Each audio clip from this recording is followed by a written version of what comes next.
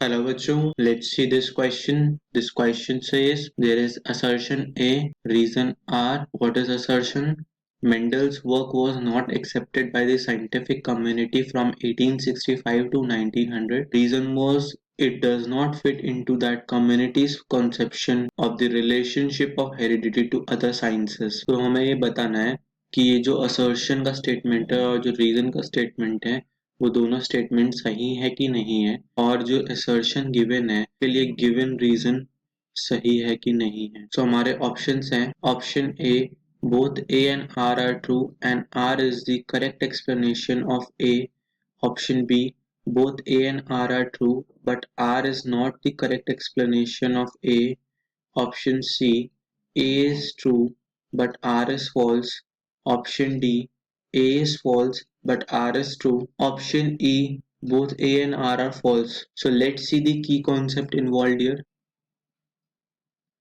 Our key concept involved here is Mendel's laws of inheritance.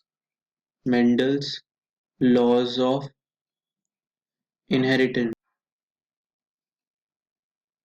ये Mendel's का काम क्या था कि उसने व्हाट मेंडल डिड, मेंडल ने हाइब्रिडाइजेशन एक्सपेरिमेंट्स किए, हाइब्रिडाइजेशन एक्सपेरिमेंट्स किए। हाइब्रिडाइजेशन एक्सपेरिमेंट किसमें किए? On garden peas, on garden peas. So उसने 1856 से 1860 तक ये किया। देन 1865 में ही पब्लिश्ड हिज वर्क। तो हुआ क्या कि उसमें 3 लॉज थे, law of dominance, law of segregation and third, law of independent assortment, law of independent assortment। then next क्या हुआ कि his work was not work of Mendel not accepted until 1900। 1900 तक उसका काम ही एक्सेप्ट नहीं किया for 3 reasons। फर्स्ट रीजन क्या था? कम्युनिकेशन नॉट इजी, मतलब जो उसने पब्लिश किया था उसको कम्युनिकेट नहीं हुआ, कम्युनिकेशन सब जगह नहीं हो पाया, communication not was not easy and work was not publicise much, work and work not publicise much, communication easy नहीं था और उसका पब्लिसाइज नहीं किया गया उसके काम को इतना। Then second, his concept of jeans,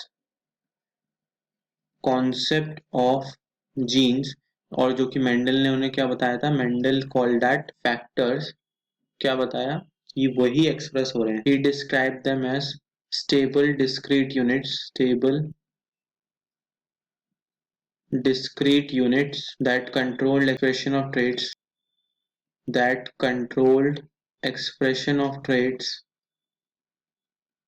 मतलब जो एक्सप्रेशन हो रहा है ट्रेड्स का, गुण का, वो उसकी वजह से हो रहा है। End of the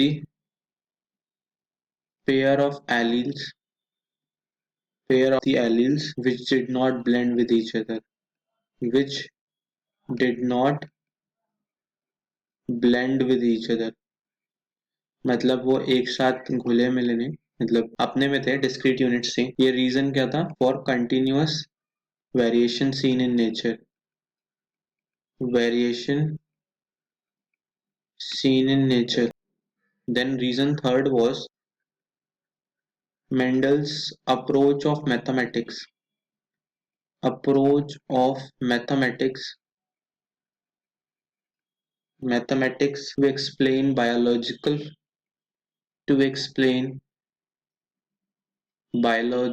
phenomena,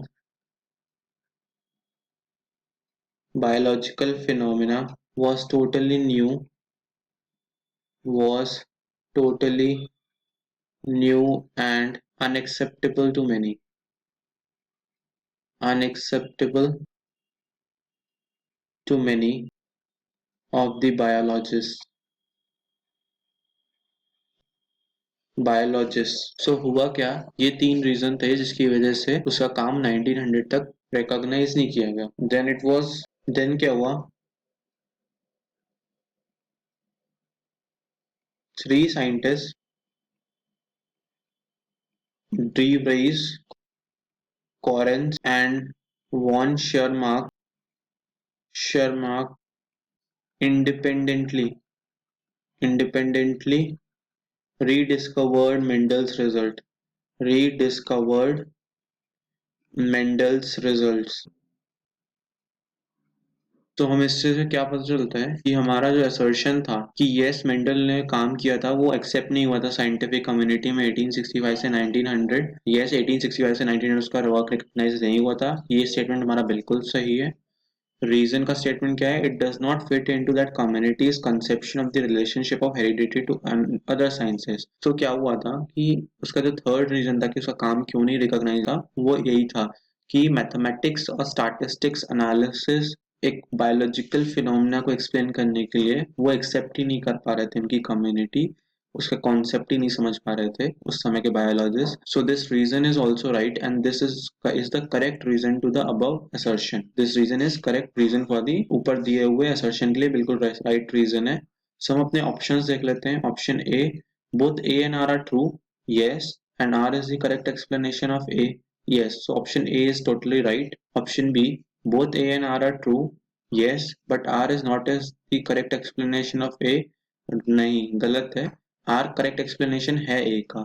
So option B is wrong. Option C, A is true. Yes, but R is false. R is also true. ये option C बिल्कुल गलत है.